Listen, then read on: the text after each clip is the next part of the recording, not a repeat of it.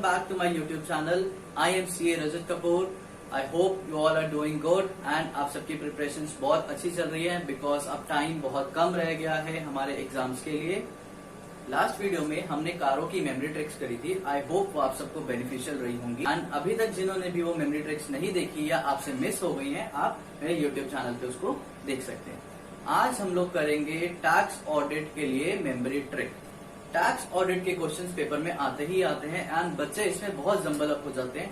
Tax audit में बच्चों total 41 clauses होते हैं और हम लोग उसमें जम्बल अप हो जाते हैं कौन से क्लॉज में कौन सा पॉइंट आना था और ये चीज हमें याद नहीं रहती और पेपर में जिसकी वजह से हमारे मार्क्स कट जाते हैं। तो आज हम लोग ये मेमोरी ट्रिक देखेंगे कि वो 41 पॉइंट सीक्वेंस में हम लोग कैसे याद कर सकते हैं। तो चलिए without wasting any time let's start with the topic of tax audit. Tax audit has two parts, part A and part B. Part A में टोटल आपके 8 पॉइंट्स होते हैं एंड पार्ट बी में टोटल आपके 32 पॉइंट्स होते हैं। That comprises of total of 41 points. So पहले हम पार्ट ए के कुछ कीवर्ड्स देखेंगे जिसके थ्रू हम लोग पार्ट ए के क्लॉजेस सीक्वेंस वाइज याद कर ले, देन हम लोग पार्ट बी के देखेंगे। आइए, पार्ट ए के अंदर हमारे कीवर्ड्स क्या हैं जो हमें याद करने हैं? नैप, इस, पा। यस, ये इन कीवर्ड्स के अंदर लाइन वाइज हमारे 8 क्लॉजेस कवर्ड हैं। वो कैसे? N stands for your name of the assessee, A stands for your address, P stands for your PAN, I stands for your indirect tax registration number, S stands for your status, then the P stands for your previous year, A stands for your assessment year, and A stands for audit under section 44AB under which your audit has been conducted. So बच्चों ये keyword nap, इस, पा, इसके अंदर हमारे 8 points cover हैं। ये बहुत इजी पॉइंट्स हैं, इसमें कुछ ज्यादा डिफिकल्टी नहीं होती याद करने में। तो आई होप ये 8 पॉइंट्स तो पहले हमारे कवर हो गए पार्ट ए के अंदर। Now let's move to part B. Part B is the most important part. इसी के अंदर बच्चे फंसते हैं और मैक्सिमम क्वेश्चंस इसी के अंदर में से आते हैं। चलिए आइए देखते हैं part B. Now the next is part B. अब हम लोग एक और कीवर्ड करेंगे। कीवर्ड क्या है? PNB, PM, close capital stock. Yes, इन कीवर्ड्स के अंदर हमारे टिल 15th क्लॉज पूरे कवर्ड है। वो कैसे? इसकी मैं एक स्टेटमेंट बताता हूं। PNB में फ्रॉड हुआ, PM ने इंटरफेयर किया और उस मैटर को क्लोज करवा दिया और कैपिटल एसेट को स्टॉक बना के बेच दिया। यस, इसमें आपके 15 पॉइंट्स तक कवर है। ये एक इल्यूजनरी स्टेटमेंट है, इसका रियल लाइफ में कोई भी मीनिंग नहीं है। ठीक है, आइए देखते हैं। PNB पहले क्या है? PNB, P stands for your profit sharing ratio, N stands for your nature of business, and B stands for your books of accounts. Then PM, this P stands for presumptive income, and M stands for your method of accounting. Okay, PNB, PM, close से आपको पता चल रहा है method of valuation of your closing stock. PNB, PM, close, then comes your capital stock. Capital stock में क्या आता है? Capital asset which has been converted into your stock in trade has to be reported in this clause. So यहां तक हमारे 15 clauses cover हो चुके हैं बहुत आसानी से। सिर्फ 2 कीवर्ड्स याद करें अभी तक हमने, नैप, एस्पा और PNB, PM, close capital stock. यहां तक हमारे 15 पॉइंट्स कवर है। चलिए आगे देखते हैं। अब सारे पॉइंट्स कीवर्ड से याद नहीं हो सकते, कुछ हमें अपने बलबूते के ऊपर भी याद करने होते हैं। सो वो ऐसे 3 पॉइंट्स हैं क्लॉज 16, 17 एंड 18। 16 क्या कहता है? 16 point is amount not credited to PNL। इसमें सारी वो डिक्लेरेशंस आती हैं जो अमाउंट हमारे PNL में क्रेडिट नहीं हुए हुए। 17th क्या कहता है? हमें क्लॉज में हमें वो सारे ट्रांजेक्शंस मेंशन करनी होते हैं जिसमें हमारी लैंड एंड बिल्डिंग ट्रांसफर हुई है, जहां पे हमारी कोई कंसिडरेशन नहीं पे करी गई या फिर बहुत इनएडिक्वेट कंसिडरेशन इन्वॉल्व। क्लॉज 18 में क्या आएगा? Depreciation allowed as per income tax under section 32। Okay, I hope यहां तक क्लियर है। उसके बाद एक और कीवर्ड। इस कीवर्ड को करने के बाद टिल पॉइंट 25 हम लोग कवर कर चुके होंगे। ओके, अब कीवर्ड क्या है ये देखते हैं। AP, MP, SDP। आप DM हैं और SDP भी हैं। वाह, आप डीएम हैं और एसडीपी भी हैं। यहां तक करने के बाद हम क्लॉज 25 तक कंप्लीट कर लेंगे। अब ए पी क्या स्टैंड करता है वो देखते हैं। A stand for your admissible amount to PNL. A stand for admissible amount to PNL.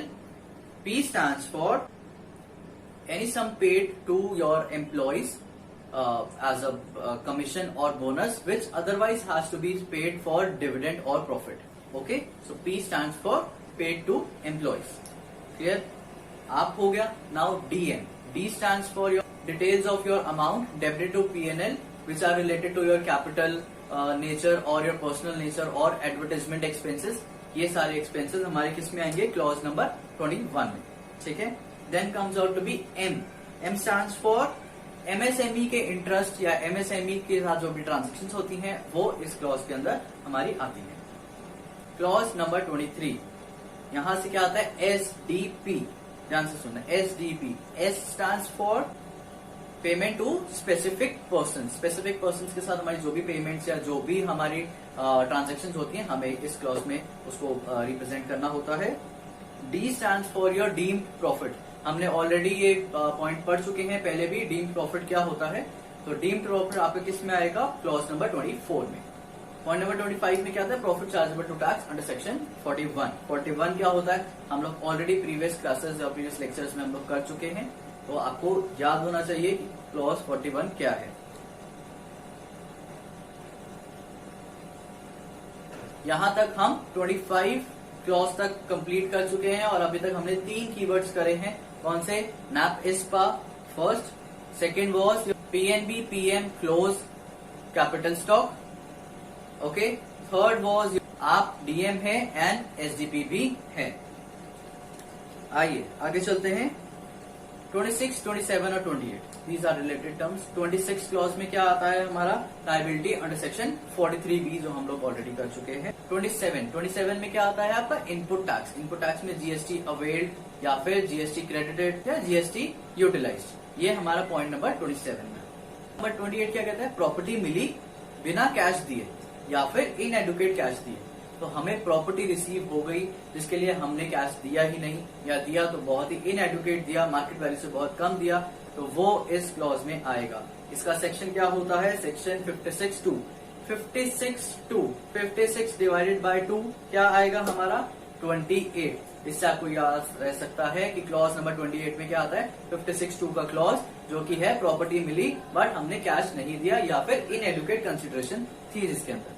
I hope ये वाला पॉइंट तो बहुत इजीली याद हो जाएगा आपको। यहाँ पे प्रॉपर्टी क्या है? Property being the shares of a company, ना कि हमारी different property. Property is related to the shares of a company. Then comes your clause number 29। 29 हमें क्या कहता है?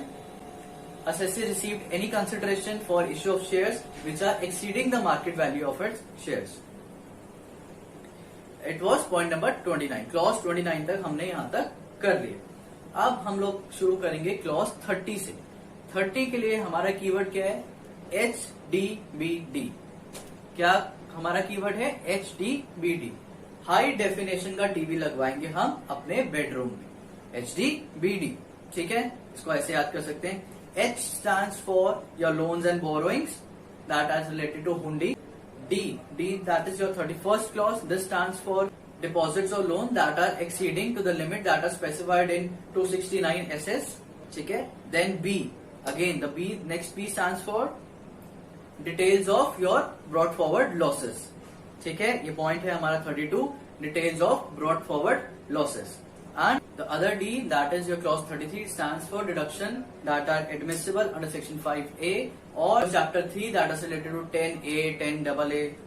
Okay? यहाँ तक हमारे क्लॉज 33 फाइनल हो चुके हैं। अब हम लोग करेंगे 34। टीडीएस चोर कहलाता है क्लॉज 34। तो ये हम लोग करेंगे क्लॉज 34 हमारा किसका है? टीडीएस अगर हमने पूरा नहीं काटा है तो पूरा जमा नहीं करवाया, जमा करवाया है तो टाइमली नहीं जमा करवाया, तो वो किस क्लॉज में आएगा? क्लॉज 34 के अंदर। क्लियर? चलिए आगे करते हैं क्लॉज 35। कहावत सुनी होगी, जो 3-5 करता है वही ट्रेड करता है। जो 3-5 करता है वही ट्रेड करता है। 3-5 क्लॉज 35, इसका क्या मतलब है? अगर आप ट्रेडिंग कंसर्न हो तो क्वांटिटेटिव डिटेल्स आती हैं आपकी सारी आइटम्स की, और अगर आप मैन्युफैक्चरिंग कंसर्न हो तो आपके WIP फाइनल प्रोडक्ट्स की क्वांटिटेटिव डिटेल्स आपको इस क्लॉज में मेंशन करनी होगी। ओके, क्लॉज 36 मतलब 3 का 6 हो गया, मतलब डिविडेंड। यस, डिविडेंड का पॉइंट है clause number 36। Details of tax distributed under section 115O, ठीक है। उसके बाद अब हम लोग टैक्स ऑडिट को खत्म करने वाले हैं, लास्ट पॉइंट तक पहुंच गए हैं। अब हमारे हैं 37, 38, 39, 40, 41। इसको कैसे याद करना है? तो अब सारी चीजें हमारी हो चुकी हैं ऑलमोस्ट, ठीक है। अब अपनी सबसे पहले अपना कॉस्ट ऑडिट कर लीजिए, कॉस्ट ऑडिट के बाद एक्साइज ऑडिट कर लीजिए, एक्साइज ऑडिट करने के बाद audit under section finance act कर लीजिए। जैसे ये सारी चीजें पूरी हो जाएं तो डिटेल्स ऑफ ग्रॉस प्रॉफिट हमें बता दीजिए, और आपका जो भी रिफंड बनता है वो ले जाइए, और टैक्स बनता है तो वो डिपॉजिट करवा दीजिए। यस, ये क्या है? क्लॉज 37 आपका कॉस्ट ऑडिट का है, क्लॉज 38 आपका एक्साइज ऑडिट का है, और clause 39 audit from financial audit under section finance act जो आपको बनता है वो है। उसके बाद क्लॉज 40 आपकी details of gross profit ratios आएंगी, और क्लॉज 41 में रिफंड या फिर जो अमाउंट पेबल है आपका वो आएगा। आई होप ये 41 पॉइंट्स आप इस वीडियो को 1 या 2 बारी देखेंगे तो आपको याद हो जाएंगे, और जिनसे पेपर में आपको बहुत ज्यादा ईज मिलने वाली है। किसी को भी किसी भी पॉइंट में समझ ना आया हो तो वो आप हमें मैसेज करके पूछ सकते हैं, आप कमेंट कर सकते हैं। बहुत जल्द आपके पास और बहुत सारी इसी तरह से वीडियोस आती रहेंगी जो आपको एग्जाम्स में बहुत हेल्प करेंगी। इसी के साथ this is CA Rajat Kapoor. I will see you in the next video. Thank you.